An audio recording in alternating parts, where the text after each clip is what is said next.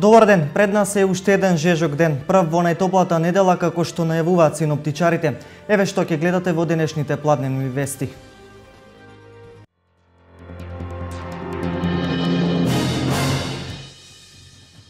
Наместо пломба на врата, парична казна за компаниите кои за прв пат прават прекршок на законот. Ова е една од поволностите на измените на законот за прекршоци.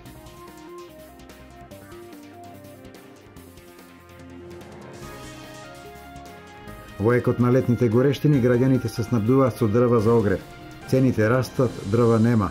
Пензионерските здруженија ги испорачуваат порачаните количини. Познати се четвртфиналистите на традиционалните илиндиски спортски игри во Чешиново Блешово. Скоро цел јули оваа општина е домаќин на фудбалски надпревари на екипи од истокот.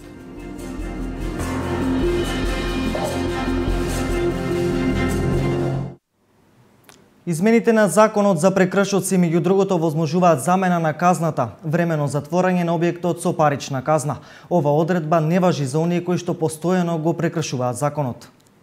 Уште една олеснителна околност за компаниите. Портпаролот на владата Александар Георгиевски информираше дека со одлука на владата во иднина собствениците на локали, дуќани или предпријатија кои се сторители на прв стопански прекршок ќе можат да избираат наместо пломба да исплатат одредена парична сума. Со законот за прекршоци се воведува за прв пат како институционална можност, како системско решение за стопанските субјекти кои што се сторители на прв прекршок да може алтернативно да избираат помеѓу определувањето на видот на санкцијата кој што треба да го извршат, односно сторителот на прекршокот кој што го сторува за прв пат и кој што представува стопански субјект ќе има можност да избере доколку не сака да се пломбира неговиот локал, дуќан, предпријатие или компанија, да може да исплати определена парична сума и за сметка на тоа да се овозможи неговиот локал да не биде затворен, но се разбира ова ќе важи само за сторителите на првиот стопански прекршок. Со последните измени на законот за прекршоци на уште два закони кои парламентот ги усвои пред неколку дена, драстично се намалуваат казните кои се во функција на растоварување на бизнис секторот од огромните давачки кои по разни основи се плаќаат досега. Од сега санкциите ќе се усогласуваат согласно економската моќ на компаниите, при што како главни се посочуваат три критериуми: приходот, бројот на вработените и поведението на фирмите. Иако на сила се пеколни горештини, дел од граѓаните веќе се снабдуваат со огревни дрва. Цените на огревните дрва се повисоки во однос на лани. Приватните складишта не испорачуваат дрва, додека испораката на дрва, порачани од пензионерските здруженја, засега тече нормално. Многу е тешко да се дојде до огревно дрво. Огревното дрво оваа година се продава за 15 евра поскапо за разлика од лани. Освен зголемувањето на цената, проблем представува и недостигот на огревно дрво и во приватните складишта. Домаќинствата за грејната сезона се во паника, дека зимава ќе останат без огрев. Вела дека дрва ем нема, ем се поскапени. Продавачите на дрво во регионот вела дека цената поскапува бидејќи нема доволно дрво во складиштата. За разлика од минатата година, цените се сменети и разликата е до 15 евра. Побарувачката од населението е голема, но дрвата каде што ги сечиме не се во голема количина. Инаку огревните дрва обезбедени преко пензионерските здруженја веќе се испорачуваат на граѓаните. Уште една недела трае рокот за аплицирање за откуп на градежни парцели во Штип. Интересот на граѓаните е голем, велат од локалната самоуправа, а јавното надавање ќе се одржи на 6 август. 6 парцели се наменети за индивидуално домување. Една градежна парцела е наменета за објект за лесна индустрија во кругот на Македонка. 5 парцели се деловни објекти, а во населбата Баби се продава парцела за колективна стамбена зграда.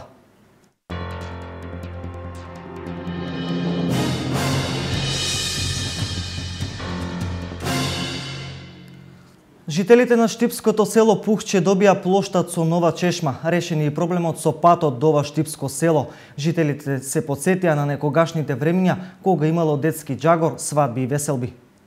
До селото Пухче беше весело и живо како пред многу години, кога имало свадби и веселби, кога имало рожби, жетви и берикет. Поранешни и сегашни жители се собраа пред новоизградената селска чешма и плоштад, дар од општината и градоначалникот, за да се потсетат на минатото, но и да кажат нешто за иднината. Меѓу нив беше и 90 годишниот Иван Антов. Порано ние кога дојдоме имаше 50 куќи, беше живо. имаше и гранки на вечер, имаше разни работи, се, ама земјоделие се работеше со Срб. Денеска ќе работи вечер, собереме се, имаше еден тасета се со гусла и свири вечер и гранки, 300 чуда се ствараше.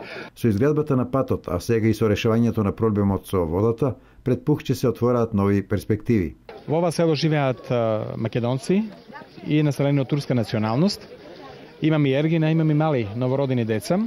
Така да, благодарение на владата на Република Македонија и на државното предпријатие, јавното предпријатие за државни патишта, направивме некаде околу 3 км асфалтиран пат, кој наскоро треба да биде пуштен. Не преостанува да завршиме уште 1,5 км пат и мост преку река Лакавица, за да го поврзаме и село Степанци.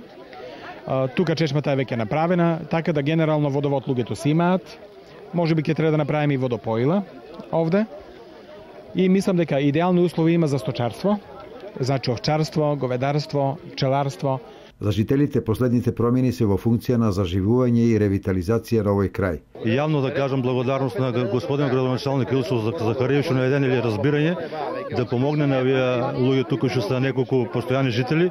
Меѓутоа, јас ќе кажам и друго дека не е тоа само за тие луѓе што тука, постојано и го користиме и ние што сме селени од тука.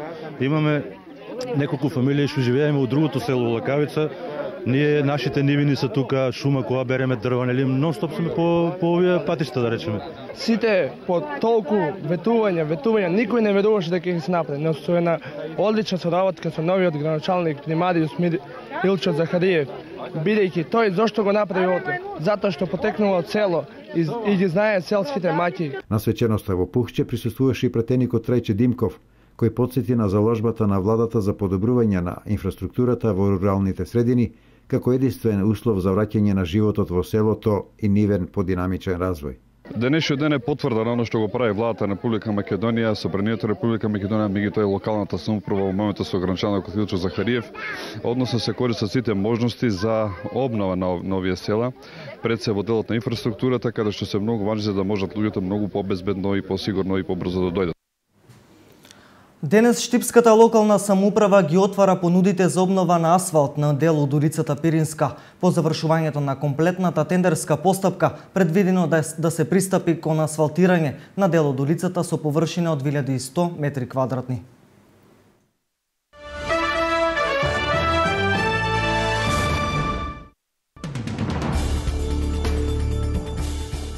Додека светот нервозно гледа кон грчката влада која со маки се обидува да спроведе реформи и да врати дел од огромниот долг, погледите полека се вртат и кон Италија. Само до пред неколку години огромниот долг на Италија, стагнатната економија и неможноста да се намали пренатрупаниот јавен сектор наликуваше како да ќе фрли земјава во депресија, а со себе ќе повлече и Европа, пишува Дојче Веле. Иако хорот гласови кои најавуваат пропаст и инвеститорите кои се обложуваа против пресвртот ги има се помалку. Денес третата по големина европска економија се уште ползи, несигурна за својата иднина. Председателот на Сирија Башар Ал-Асад му вети на народот победа во повеќегодишната граѓанска војна. Сепак тој призна дека неговите сили, на кои им недостигаат луѓе, загубиле територии кои сега се под контрола на бунтовниците. Асад во говорот што го пренесуваше телевизијава, признава дека неговите генерали биле пресилени да префрлуваат сили од еден фронт на друг, но додаде: "Ние не се распаѓаме, ние ќе победиме." Зборот пораз не постои во речникот на сириската армија. Владата на Асад во саботата објави општа амнестија за илјадници дезертери, од кои некои им се придружиле на бунтовниците, а некои побегнале во странство. Земјотрес со интензитет од 4,1 степен по Рихтеровата скала беше регистриран вчера на вториот крак од полуостровот Халкидики. Епицентарот на потресот бил во рејонот Јерисос на 90 км од Солун на длабочина од 5 км. Нема извештаи за повредени ниту за материјална штета.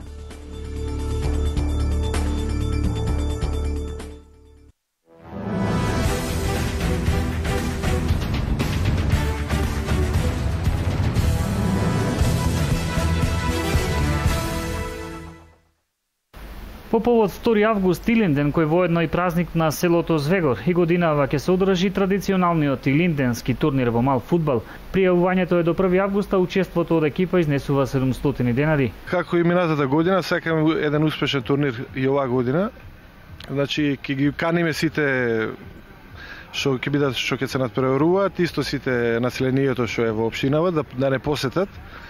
Ќе има спортски активности, значи турнирот. По завршување на турнирот ќе имаме музички момент, ќе има малце музика. Значи ќе има награди исто за учесници на турнирот и ги сакаме така да одбележиме денот, националниот празник Илинден, со богата така атмосфера, пријатна, и им се заблагодаруваме на сите спонзори, на општинската организација што ни помагаат во организирање на турнирот, на сите учесници, и ги каниме сите да дојдат, да не посетат и заедно да го прославиме нашиот голем ден, празник, Илинден. Инаку организаторот покрај музичкиот дел кој го најави како дополнително изненадување за присутните, за најдобрите 3 екипи обезбеди соодветни парични награди во вредност од 18.000 денари за екипата која ќе го освои првото место, 12.000 денари за второ место, како и 6.000 денари за онаа екипа која што ќе го освои третото место.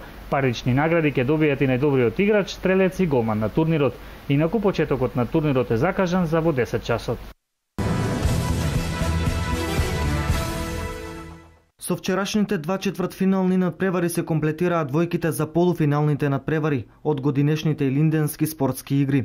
Во првиот надпревар теранци со високи 5:0 ја совладаа екипата на Таринци, а во вториот надпревар, во надпревар на екипите од двете села на истата општина, Чешиново го совлада Облешево со 2:0. Утре во 18 часот на програмата е првиот полуфинален надпревар Крупиште Теранци, а во четврток во истиот термин се среќаваат Бање Чешиново. Вчерашните 2 четвртфинални надпревари ги следеа околу 2000 гледачи, речиси дојдени од целиот регион.